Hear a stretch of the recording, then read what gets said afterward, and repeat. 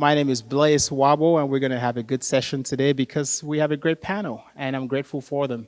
Oliver is our client with the Michigan Health Information Network, and Cheryl is a partner with Amazon Web Services. Welcome both. Thank you for joining us. So, Oliver, I'll start with you. Why don't you mind telling our audience a little bit about yourself, your name, your role with the Michigan Health Information Network? Sure, thank you. So I'm the deputy director. Where are we? There we go. Maybe? No? I think he's trying to maybe bring a different mic. You can start with mine here. Let's try that. So I am the Deputy Director of Security at Michigan Health Information Network. I've been there for about 3.5 years now. I have a small security team, and I think we've been HITRUST since 2016. And I'm Cheryl Cage, Senior Security Partner Strategist at AWS. The team I am on, we run the Global Security and Compliance Acceleration Program, or GSCA for short, because it's a long name, it's a mouthful, so GSCA, when you hear me reference that, that's what I mean. Been at AWS for now around 4 years, and A-LIGN is one of our great partners in our program that we work with very closely. And Michigan Health utilizes another one of our partners in our program too. So we're all about our vetted security and compliance partners in our GSCA program, and look forward to this, and thanks for having us. Very good. Again, my name is Blaise Wabo. I work for A-LIGN. We're a consulting firm that leverages technology to provide compliance assessments. I lead our healthcare and financial services division from a thought leadership standpoint. And for the conversation today, so we're talking about the critical role of automation technology. So Cheryl, I'll start with you. When you hear about automation technology as it relates to high-trust compliance, what does that mean to you? What that means to me is utilizing partners to automate and accelerate that process for you by helping you to comply with the security controls that you need. So you can have a product like Ascend come in and pull that evidence for you automatically, because let's face it, audits can be a very manual process. So if we can help streamline that process by gathering that evidence, by pulling those API calls directly from AWS and into your MyCSF portal, that's going to greatly accelerate that process for you. And then also what that means to me is utilizing some AWS services to help accelerate that process too. We've got many AWS services that can help you implement those technical controls for high-trust requirements. That can continuously monitor your environment to make sure that you're staying compliant with those controls as needed too. Absolutely. Great answer, Cheryl. I kept hearing the word acceleration. So I'm going to ask an interesting question here. I'll see who falls for the trap. Who here is in the business of compliance? Just a couple people. So truly, we're not in the business of compliance, right? You're in the business of producing a product or service that you actually do on a day-to-day basis. Compliance is a must-do. You only do it as an after effect, right? You have to do it to comply. And I think the keyword acceleration you use, I think, resonates a lot with a lot of people, because you want to get it done quickly, correctly, but quickly, so you can move on to your actual business, right? So Oliver, I'm going to come to you. What does the word automation technology use and mean to you? Sure. Like Cheryl said, a lot of our business is in AWS. And we do use Ascend there as well. But for me, it is a process by which we can democratize some of the things that we do. And what I mean by that is I have a lot of junior members on my team. And with Ascend, they are more able to understand the requirements and what that specific evidence that we gather looks like ahead of time, without bringing in, the very experienced people to collect that evidence. So we're able to bring people onto the team more quickly, bring newer people onto the team, but still contribute in the same way that a senior person that's been doing the job for 6, 10, 12 more years would do it, but without expending those more skilled resources. But also on the side of our cloud vendor, the services that AWS offers to continuously monitor and continuously integrate those back into the platform saves us so much work. We don't have to maintain such a technical staffing on the security team. We can rely on other services on our infrastructure team and leverage the tools that were provided to bring that much more quickly than maintaining a complex management of that in our own tooling. Absolutely, and both of them mentioned Ascend, which, by the way, is a platform that A-LIGN builds internally. It's a compliance management platform that we use to automate and accelerate the audit as well for HITRUST. HITRUST did a really good job creating my CSF, which that's where all the controls live in. You can do the testing of the controls. You can manage your program in there. But it's good to have a tool like Ascend that helps complement the my CSF platform. Hello? Okay. Hello? That helps complement the my CSF platform to automate the evidence collection. We're going to hear more about that from our partners here today as well. Oliver, I'm going to come to you for the next question. As a health information exchange network in the state of Michigan with millions of records, and obviously you guys have a high security risk, why did you select HITRUST as your compliance framework? Why HITRUST? Yeah, so I'll be straight up. I didn't select it. It was selected before my time there. But a lot of the people that did select it are still there.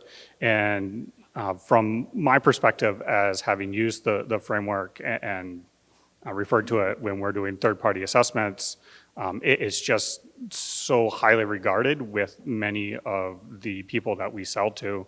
And we're not just in Michigan. We have multiple affiliates, so we're in 5, 6 or more states that I forgot how to count now. We can get in there, and if we give somebody our HITRUST validated assessment, most of the time there's very little follow-up. If we need to do a questionnaire and for some reason that customer doesn't want to look at HITRUST, which is very rare, it's much more work. So it's much quicker. We can get right to the nuts and bolts of the matter that they want to talk about because we've already set a pretty high baseline or bar for what we've demonstrated to the external assessors. And maybe a follow-up to that, Oliver, would be obviously being in several states, not just Michigan, and having millions of records that you guys manage. Your third parties, do you guys require them at some level to be HITRUST compliant, or how do you manage their risk profile as well? Yeah, so that's great. So I can't say we require it. We don't have quite that much pull. And we are fortunate, so we use Cloudticity, who is also here as our managed service provider, and obviously we work with AWS as well, and they both are on HITRUST, so that saves us a lot of work. But there's a lot of vendors, smaller vendors coming into this space, especially with the new work around consumer access. You know, there's a lot of people trying to get into the personal health space. We've been pushing for them because the same things that we're looking for when we select a vendor is the same things that HITRUST is looking for when they assess someone's maturity. So there's a lot of overlap, and we've moved several vendors that way. So I wouldn't say we require it, but we definitely incentivize it. Very good. Thanks for your perspective, Oliver. And Cheryl, I'm going to come to you here for the next question. Oliver mentioned essentially leveraging third parties in your network or in your pipeline to mitigate risk as well. So HITRUST has an incredible program called Inheritance. And as a leading cloud provider, AWS, what do you guys do to ensure your customers stay compliant, your partners, and how do you integrate that into the whole ecosystem? Sure. AWS, we take security compliance very seriously. So AWS, we support right now, I think, over 140 different security standards and compliance certifications across the globe. So that's HITRUST, PCI, SOC 2, HIPAA, ISO, and GDPR, and so on and so on. So what that does is it gives our customers the ability to inherit those security controls that run on the AWS infrastructure. And we've worked with the HITRUST organization to develop the AWS HITRUST Shared Responsibility Matrix, or SRM. And that's up to the current version of version 11. It's 11.0.1 is our SRM. But AWS currently just went through their 11.1 HITRUST assessment, so you can inherit those controls from us. Within that SRM, it'll break down the controls that you can fully inherit, the controls that are shared between AWS and the customer, and then the controls that are strictly on the customer to implement. And when we talk, of course, we've got to talk about our shared responsibility model. So at AWS, we have that shared responsibility model. We are of the cloud, the customer is in the cloud. So what you're building in the cloud, a lot of those controls are shared when we're talking about access management, when we're talking about encryption, and so on and so forth. So that breaks it down in that SRM as to what controls you still need to implement on your end, and then you can initiate that inheritance request through the MyCSF tool right to AWS, and we review that, and then we send that back. It can go back and forth a few times depending on that. Blaze knows a lot more about that than I do. And, but that's how we work with AWS. We're also part of the Health 3PT initiative as well. So, we're fully on board with making sure that we onboard new services as much as we can for our HITRUST certification. Thank you, Cheryl. And Cheryl mentioned Health 3PT. For those that don't know, that acronym, it stands for the Health Third Party Trust. It's a consortium of vendors, mostly payers and some providers as well, that came together to create a consortium of third-party risk management. So essentially, if you're HITRUST compliant, they can list the name of all the vendors they work with that are HITRUST compliant, and to build that trust, right? So if you're selecting a vendor in a SIM tool, or for managing your SIM program or your SOC, that ensuring that they're compliant, I think it's a great program. Cheryl, back on the inheritance program, one thing I do want to mention that Cheryl highlighted is the fact that if you're in a cloud environment, and most organizations now are moving their infrastructure to some level in a type of cloud, and you're leveraging a managed service provider, so maybe like a Cloudticity or a Cloud Nexer or the plethora of other cloud providers that are out there, you're probably leveraging a good number or inheriting a good number of controls from your cloud provider and from your managed service provider as well, right? The critical thing as you're going through HITRUST assessment is to ensure that your assessor firm is doing some planning work to identify what controls will be inherited prior to you actually going into testing. How many of you here have gone through a HITRUST assessment and towards the end you're scrambling for inheritance? No one? Okay, I see a few hands, okay. So there's some firms that come to us and they wait. Their previous experience was their previous assessor will wait until the end before they try to submit the controls for inheritance to the AWS or the Cloudticities or the other cloud providers out there. But the correct way to do it and the proper planning is to do it right from the beginning, right? You identify those controls. If you have multiple service providers that you're inheriting from, you submit those ahead of time, ensure that you get your scores validated. To some level, you might get partial inheritance already. Determine what your role in the control is and your partner's role are, ensuring that your assessor is giving you the proper guidance on what level of evidence you have to provide for your role in the actual control, and making sure that that process goes easily. So inheritance could be painful if you're not guided correctly. But starting this conversation early with your cloud provider or your assessor firm is critically important from a planning perspective. And so Cheryl, about the GSCA program, which again stands for Global Security Compliance Acceleration Program, what is the vision for that? Can you provide some more details there? So what we try to do with GSCA is we have, we are a partner program. So we have these vetted security and compliance partners in our program. What we are trying to do is evangelize our program even more by bringing in these great partners, going to market with them more by accelerating this compliance process. So one thing I want to talk about today is a new launch we're going to do, and A-LIGN is participating in this. It'll be coming here in around a month or so. We're going to do GSCA bundles to help accelerate your process to HITRUST certification. What that's going to do is it's going to be from migration to certification, end-to-end solutions that we're going to put on AWS Marketplace. So you can go to Ascend's you can go to A-LIGN's Marketplace listing, and you can purchase that right on AWS Marketplace, and the partners that you need for all of the areas for your HITRUST certification, from migration, so you're going to need hands-on engineering if you need migration support. You're going to need an advisor there that can help you, guide you through the process, help you with documentation, someone that can work with your auditor to make sure that you are scoping and remediating things properly.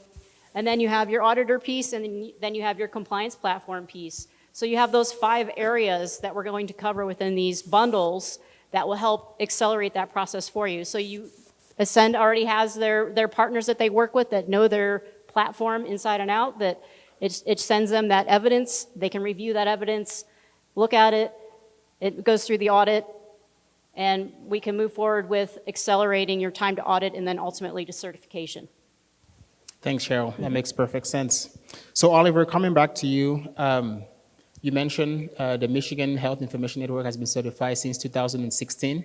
So, going through your maybe 4th round right now with A-LIGN.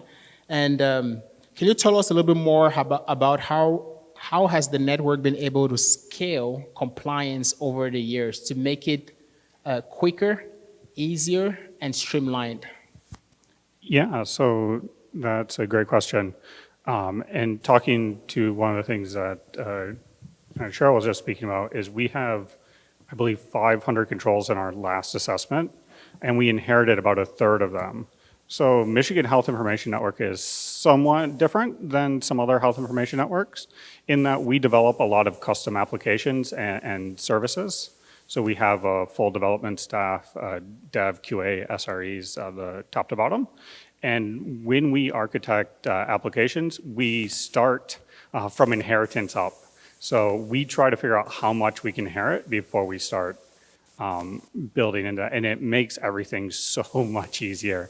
It gives us a platform, it gives us a good standing, and it provides boundaries that our teams can use when they're thinking up and architecting these applications so that we can better make use of the resources that we have instead of having to invent or create controls or processes around things that we're creating.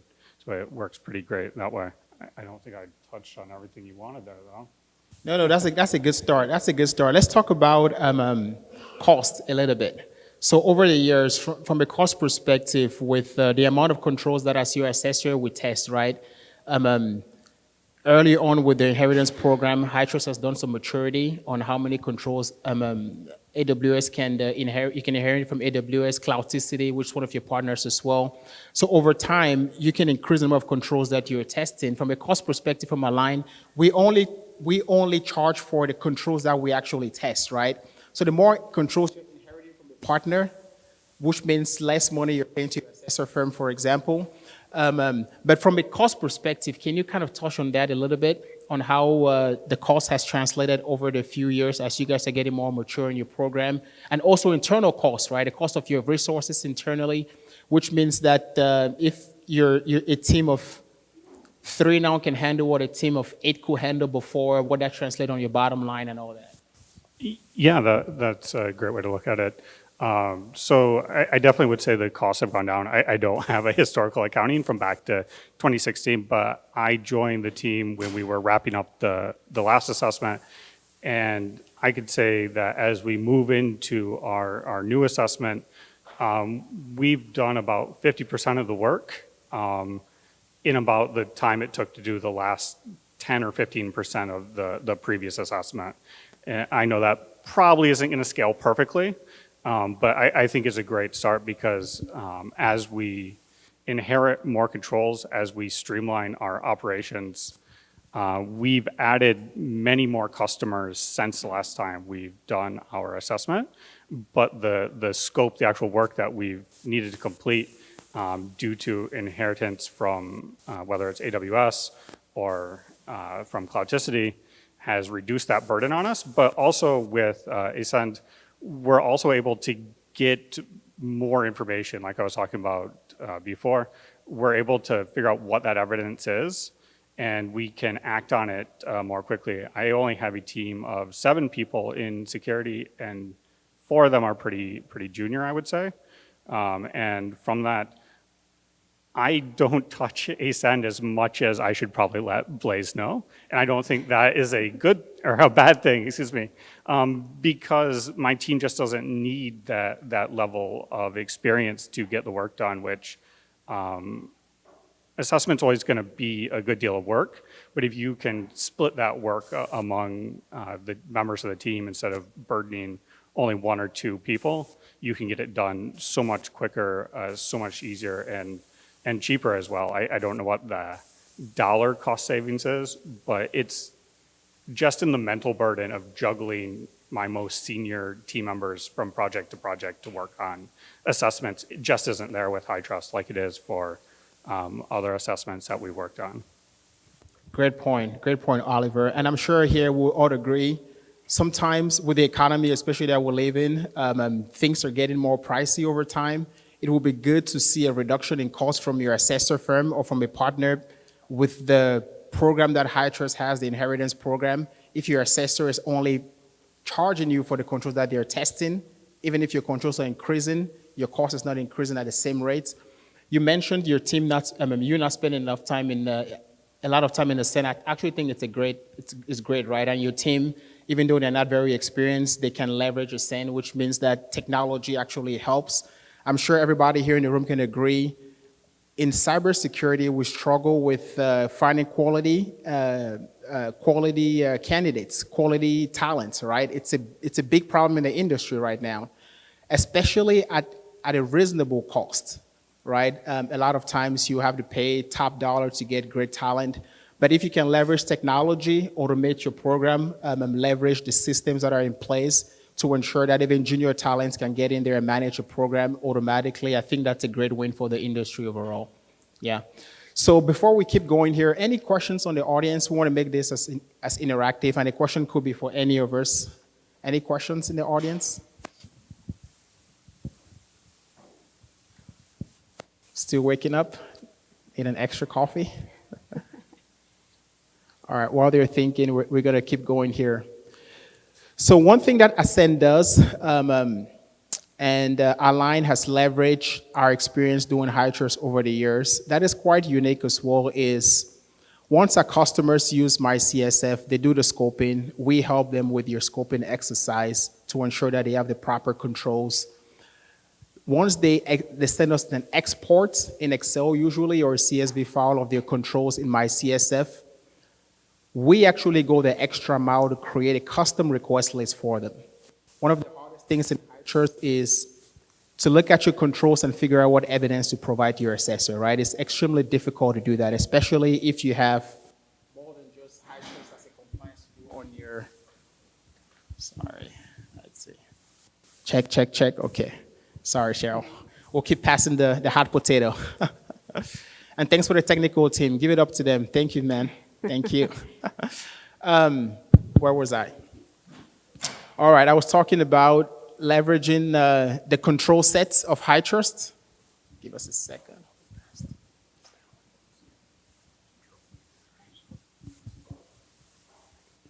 Thank you.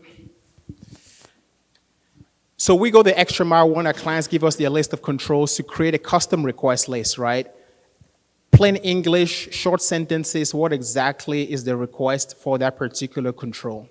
Then we put that on our Ascend platform, right? So how has that been helpful for Michigan Health Information Networks? Not spending the time figuring out from your control list what you need to provide, but having a custom request list that we provide to you guys that matches your control list to know exactly what to provide. How has that been helpful for your team?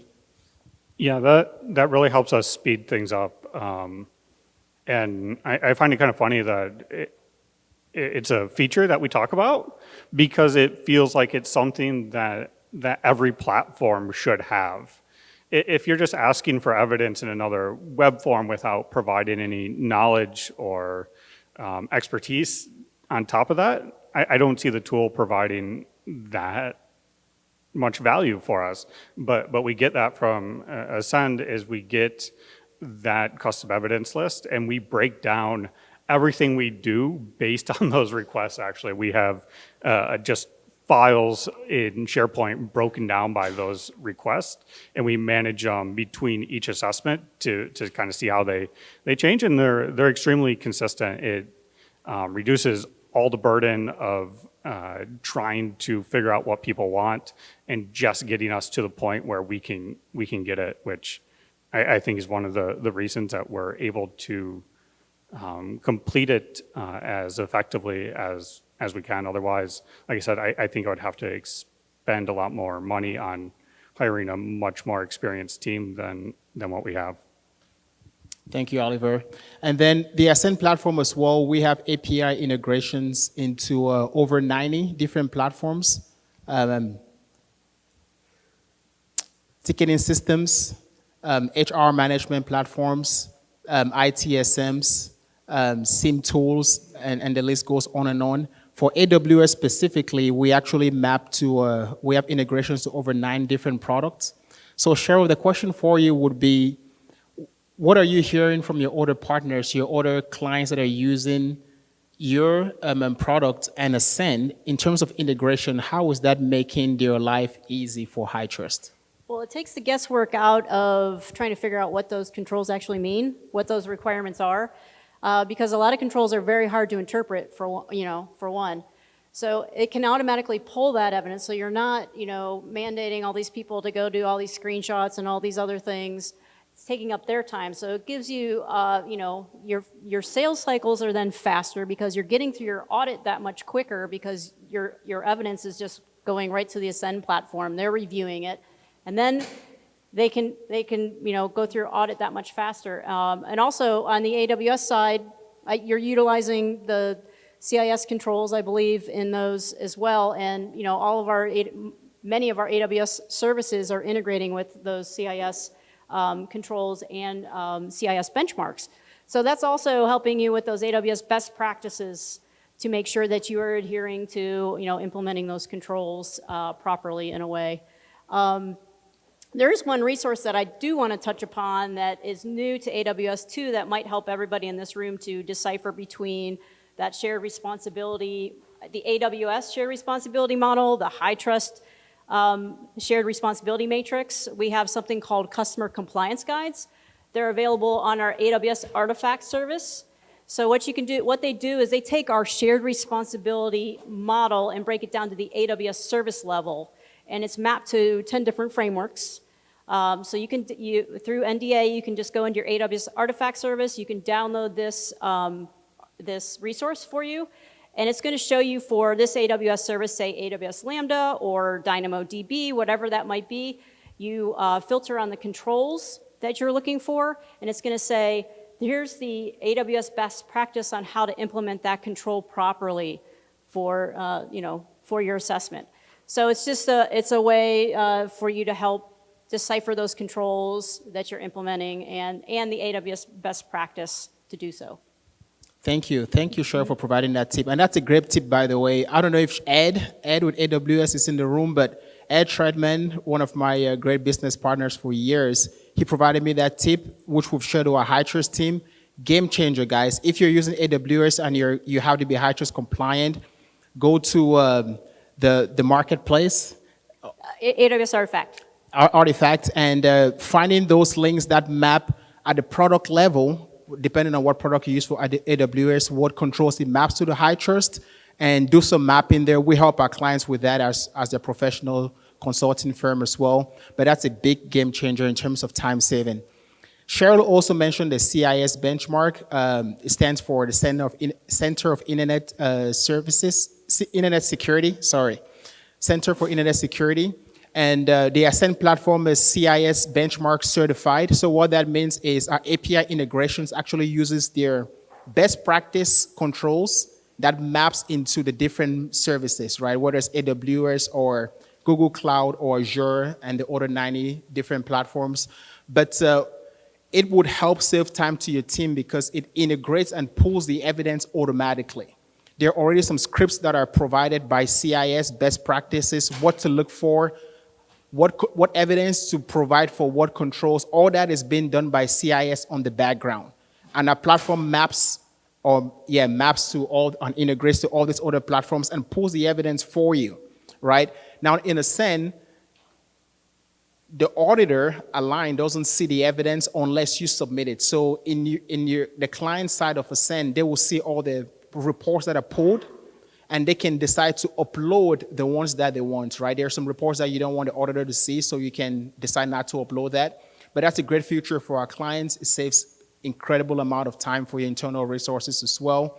And another good thing that we have on the Ascend platform is Compliance Hub. Compliance Hub does some automated checks for you in real time. I'm an auditor by trade. I started my career with KPMG. Been doing this for about 14 years now. But as an auditor, I'm the first to say, if I was an investor, you give me a report on December 30th, that's great. It tells me how your environment or your controls were operating over the last 12 months. But January 1st, what does that report actually mean to me, right? The last 12 months has passed. So I think as an industry, especially from a compliance management standpoint, we need to evolve. We need to be more forward thinking.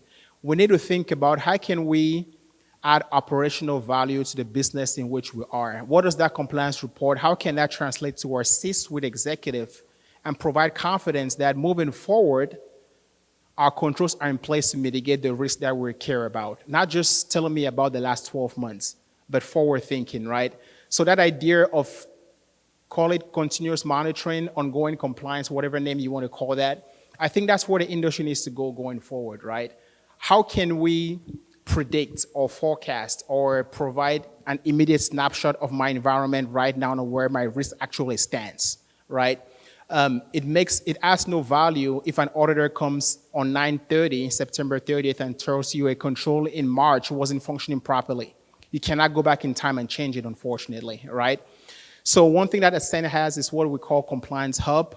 In real time, we have some, again, from the CIS benchmark, we have some control configurations that will automatically check your environment and notify you if there is a misconfiguration in your AWS environment. It will actually give you a red check, a green check, or an orange check, right?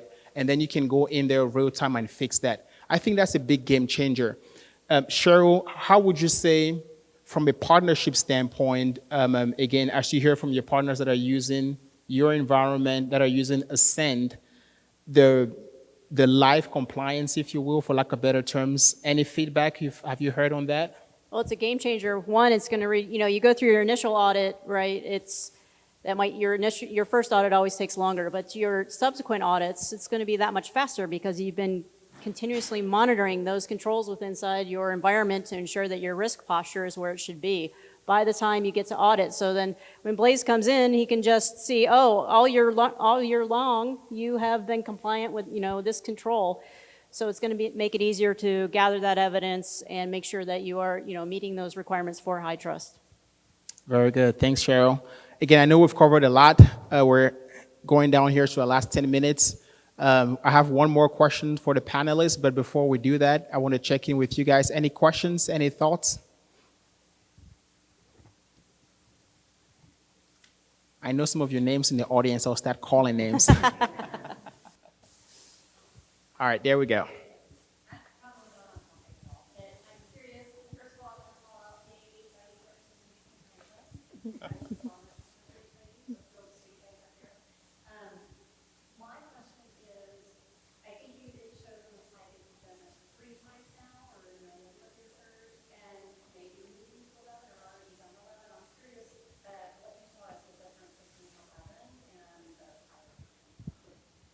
Yeah, that's a really good question. So we did not choose to go with 11 for our next assessment early next spring.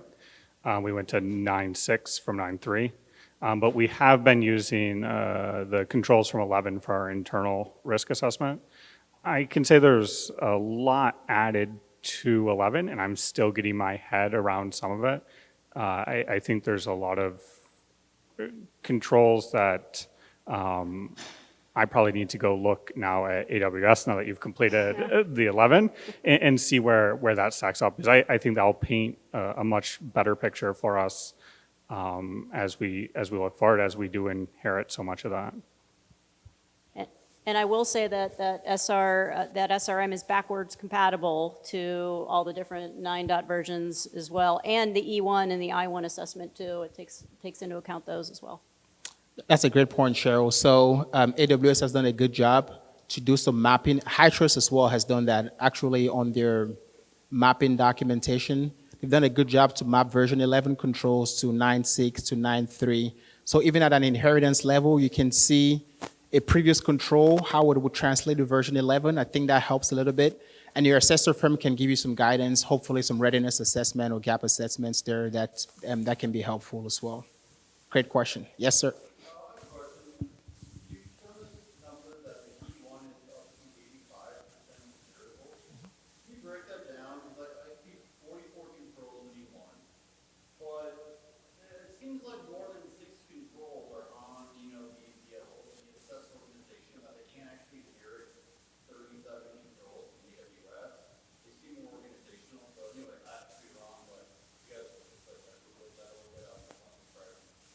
That's a great question.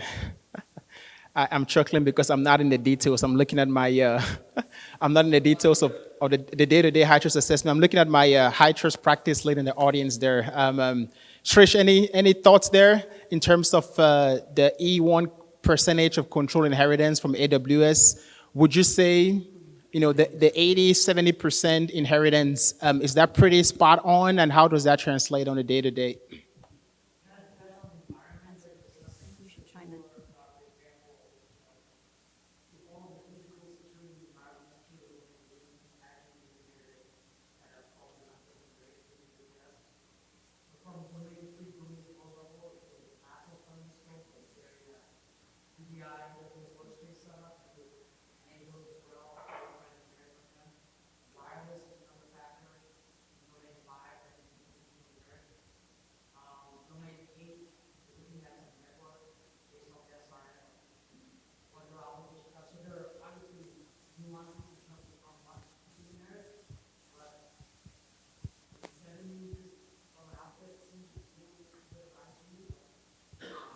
And Matt, that's a great question. One thing that we could do as well is we can work with AWS. They have the breakdown at the E1, I1, and R2 level as well.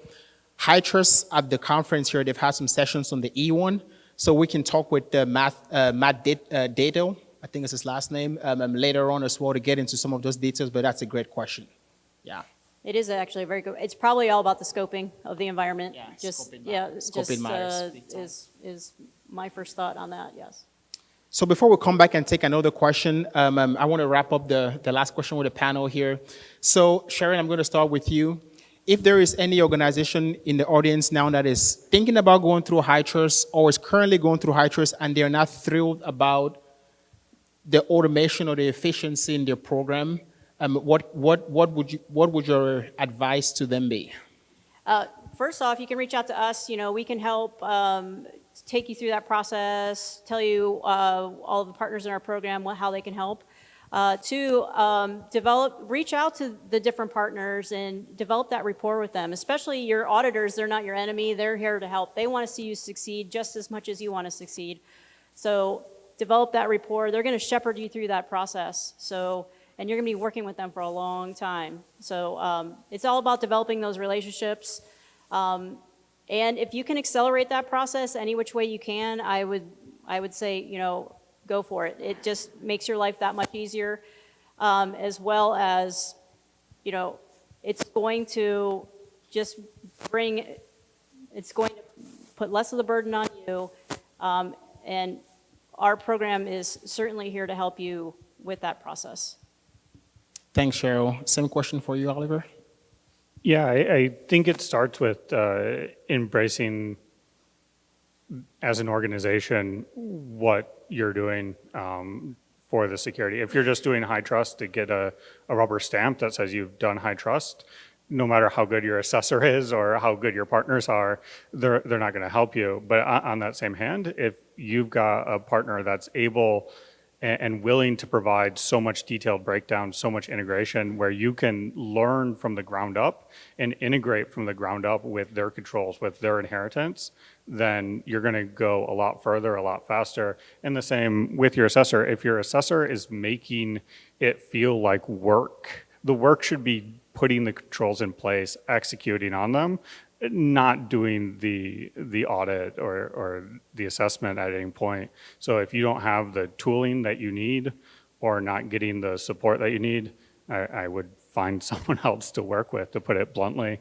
That's always been my view. If your audit and your assessment, it feels like work, if it's painful, you aren't doing the right things, and you're not using the right tools to get the job done. Thanks, Oliver. That's an incredible point. And my comment to that question would be planning. It's so important to start with planning. Compliance is all about planning. Scope matters. You want to make sure that you're planning correctly to test the scope of your assessment, and you're thinking about the whole spectrum from a 30,000-foot level before diving into the details, right? Get the right partners, right automation, the right internal resources, buy-in, and all that. Any other questions in the audience?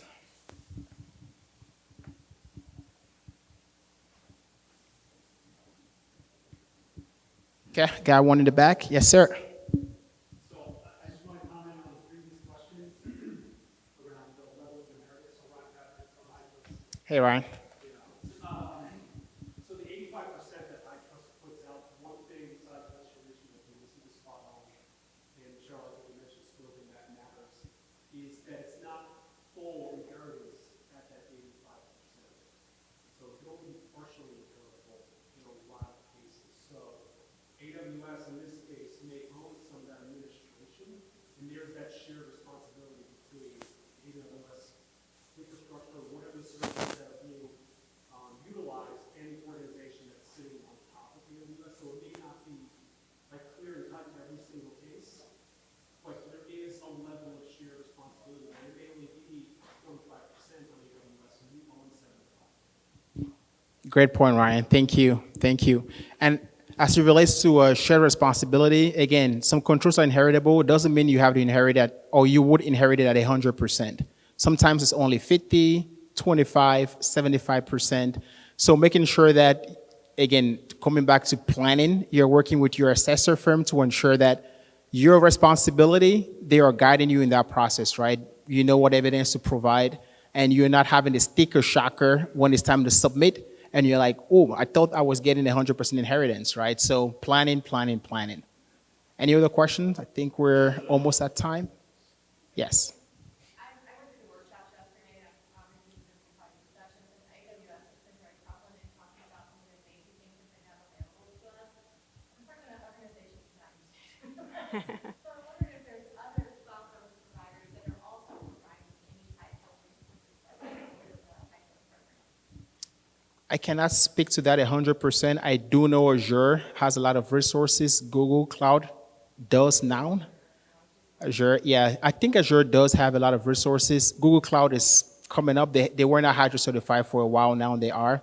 But I cannot speak on the amount of resources, but I think they do have some. We work with all three partners, so I can answer some more questions later on and point you in the right direction if need be. Thank you. All right, I see Sandra looking at me. We're almost at time. Any final questions? All right, well, thank you, everyone. Thank you, Oliver. Thanks, Cheryl. We appreciate it. Thank you.